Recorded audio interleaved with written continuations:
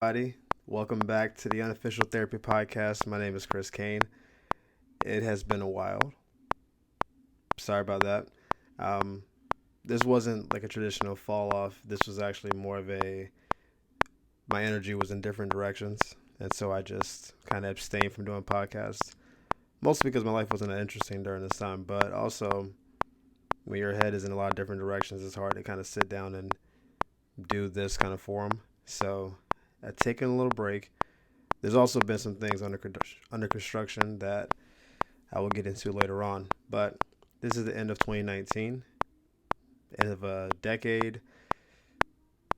Crazy to think that it's 2019 already. We're going to 2020. Like I graduated like college in 2010. So it's like that's wild.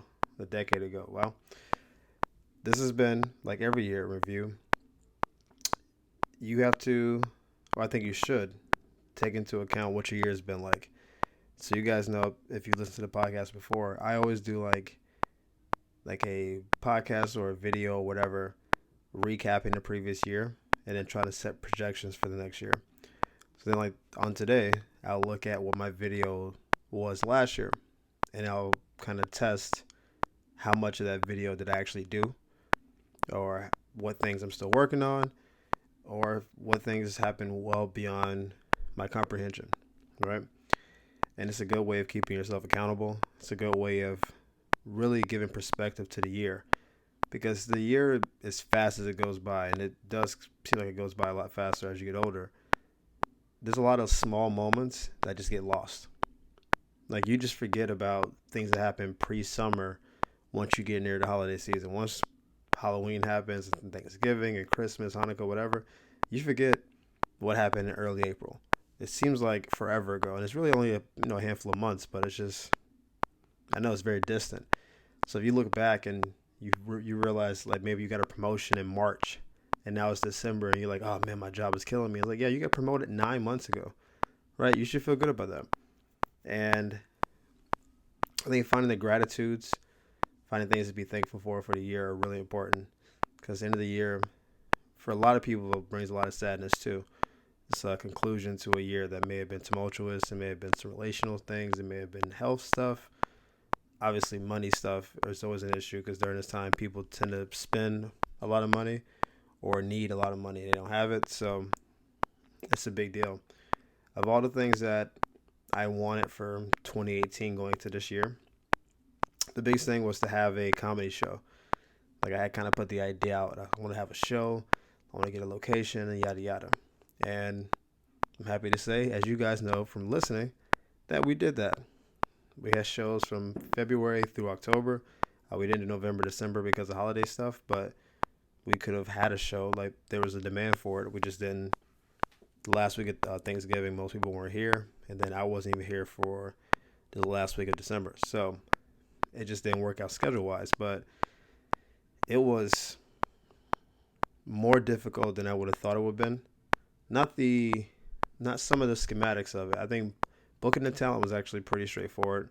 I know a lot of people, and I'm out here, so I meet people and I can kind of discern talent or whatever. Making the flyers, actually, I feel like I got pretty decent at doing that. What was the hardest thing was having repeat customers and then doing the proper outreach. I chose to do the social media thing. I even used Fiverr once or twice. I don't know if Fiverr really worked out for me. I think I just wasted some money. Not that it's a bad site, Fiverr, but it didn't work for me. The social media thing was interesting because my personality basically is I don't want to impose on people, which is why I don't post that much on social media. But when you're promoting a show, then it's just you posting the link a lot, or it's you posting the flyer a lot. And so it feels like how many times can you post in a week before people get tired of it? How many emails and phone calls can you make before it falls on deaf ears? Like these are really important things that you don't know until you're doing it. And so I may have thought, okay, I have a good lineup, I have a good flyer, I have a good product. How do we get the product to the people in the way that needs to be done? And that was probably the hardest thing because we had some shows that I didn't feel like I promoted that well, and people showed up and then showed out, and I was like, oh, this is dope, man. Like, I got support, man. I got this comedy thing. And then there's some shows that I really worked. I'm talking phone calls, texts, Facebook paying for their ads and all that kind of stuff. Maybe I spent $60 on advertising, and then like 10 people will show up, and it's like, dude, what? I worked on this for a month, all this work, and it just didn't resonate. And I think what I realized especially is that that's not my gift. I'm not the marketing person. So part of what 2020 is going to be is finding the right team of people to put around to make that more effective.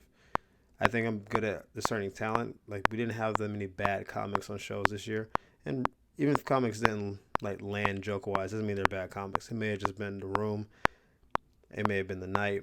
A lot of factors go into how a comedy show goes, but I'm not that guy. I'm good at delegating, or I need to be better at delegating. I think I'm good at organizing the show. I'm good at being like the producer of it. I even feel decent about hosting, although I can be better at that too. But that side of it, that marketing, whatever side, that's not my get down. And it is really the lifeblood of how a show runs. So in 2019, I was very thankful to have a show. In 2020, it's let's have more consistent, better run shows, but just outsource some of this work to make it more efficient and make it run better. Probably make it less profitable, but I think it'll run more easily and better. And then maybe going forward, it'll be more profitable down the line. I think the first show this year is going to be January 15th. I need to talk to the organizer of the room and see if we can make that happen. So yeah, I can let you guys know that, I guess, next week. But I have a bold idea.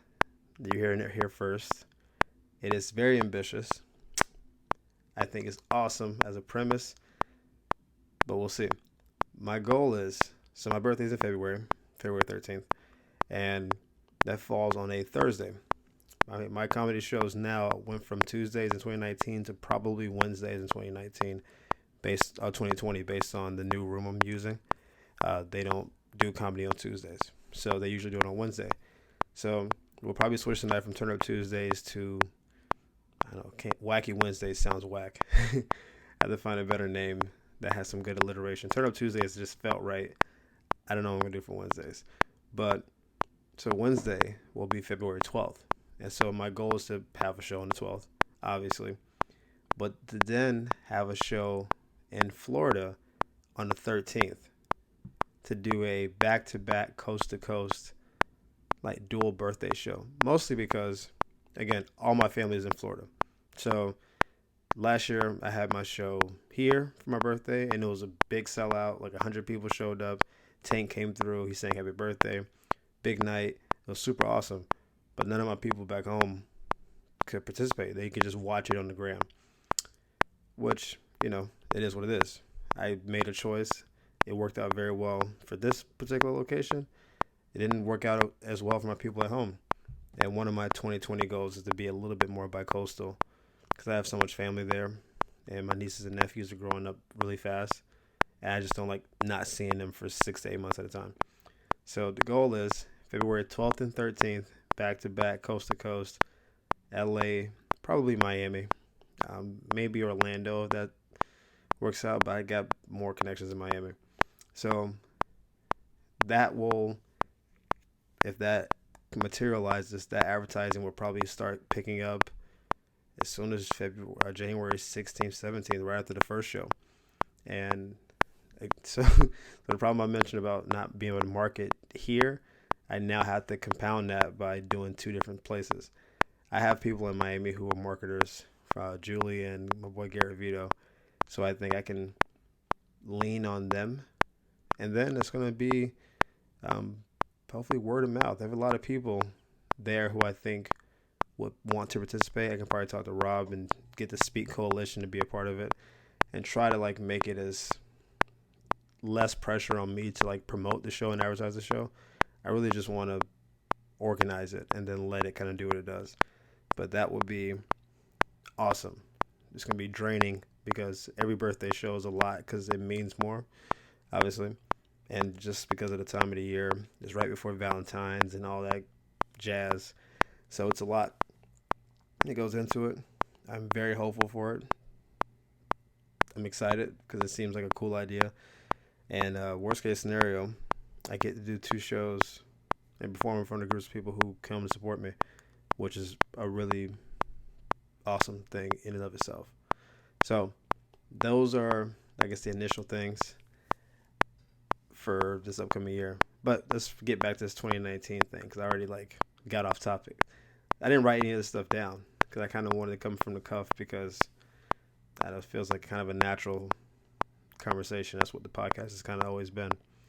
But this has been a pretty decent year. I don't have that many tragic moments in this year. I mean, there's obviously low moments in terms of sadnesses and girls come and go, and that's the thing. I've had some clients, long-term clients, leave, and those are the things that happen. That's kind of part of life. But I don't remember having really depressed moments this year. As far as I know, I don't have any real deaths in the family, anything like that. This has been a pretty clean year, all things considered, outside of the normal wear and tear of life. And so I'm eternally grateful for that because 2018 was not that, and 2017 was even worse. So to come out of that, to be where we are now is awesome. I don't know what I didn't do as much comedy and acting as I would have liked to do. Looking back on it now, I was talking to my client Natalie today, and I realized that there were a lot of moments where I was slacking on performing, where I would make excuses. I would get off work at, let's say, 7 o'clock, and it'll be an 8 o'clock mic that may be 30, 40 minutes away, and it's I can make it, but it'd be tight. Then I'll be out till 11 or 12. Then I'll wake up early, and I just wouldn't go. I would choose to come home and relax or sleep or what have you, and that happened way too often. I really wasn't. I was outside of my own shows. I really wasn't pushing the comedy this year, which is really the main reason I moved out here. So that was disappointing on that side, on that ambition side. I wrote a lot of different bits and materials. It wasn't I wasn't writing. I just wasn't out there. I wasn't getting it. I should be out 3 times a week minimum. And there's a lot of weeks where I may get out once and just be like, well, I performed on Tuesday and it's Saturday, so that set went well, so I'm straight. And it just would chill. And that needs to be remedied in 2020. I have my own goals for this upcoming year in regards to that. And as far as the acting and stuff go, I didn't do anything acting-wise as far as I know this year. I didn't get booked for anything. No main commercials. Still not represented by any kind of agency. But again, that's on me because I didn't have a headshot until 2 months ago. And which is ridiculous. You should be getting pictures monthly, if not more frequently than that. And I just wasn't taking pictures. And I wasn't really submitting to be represented, really. So I didn't really put myself out there. And then I recently changed my look again. So now the headshots I got from 2 months ago don't even look like me anymore, which means I need to get new headshots. And so I may have put myself behind the 8 ball a little bit more. But that's another upcoming thing because one of the reasons you don't get booked for auditions and commercials is because you're a sole person in this sea of other people who are on boats. It's I'm swimming by myself and they're on boats being navigated to certain destinations, and I'm trying to get there faster in the boat. Agencies can bypass a lot of the red tape that I have to go through. I'm doing cattle call auditions where it's 1 of 100 people. So you beat them out, that's cool. That means you were dope 1 out of 100. When you have an agency, you can maybe 1 of 20. And the role probably pays better, and it's not put out there for anybody to kind of run to. So that was, I guess, a low light or low lights of this past year, whereas like having the shows was like the highlights, I guess. The lowlights were I kind of slacked off on other aspects of my life. So, not happy about that. Going to do better. Even the podcast. I guess is a low life on some level too. It went from being very consistent to kind of in and out to promising you guys to be back and then not being back for a while. It's like that dad that went out to get cigarettes and then you just never saw him again. That's kind of, but I'm here now, so I came back.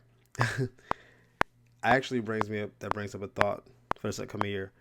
One of the things I've been working on is trying to set up a visual podcast going forward, or at least maybe sometimes it might be once a month visual, and the other couple times it'll be the way it normally is, like as the podcast app.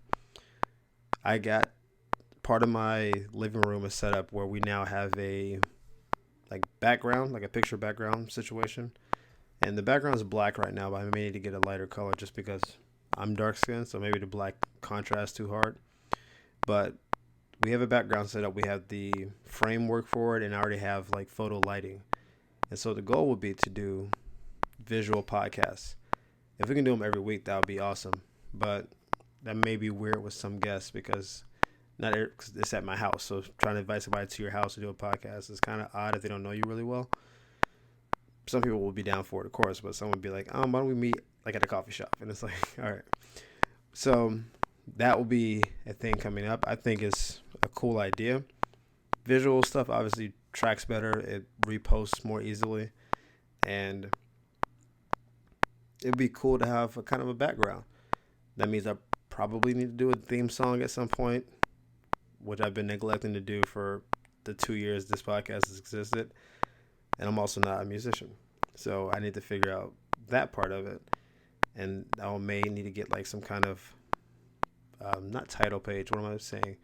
Some kind of banner that has Unofficial Therapy Podcast on it. Like there's little details to it that needs to be kind of flushed out. But the main thing is the lighting, the background, the frame and all that is already here. We got the big three of the, like if it's 4 things we need, we got the big 3. The 4th one is having a sign made, which you can easily do through Vistaprint or even go to like a sign store, which we have one next to my job. You determine what the font is and the size and all that kind of stuff. But that's actually not hard at all to do.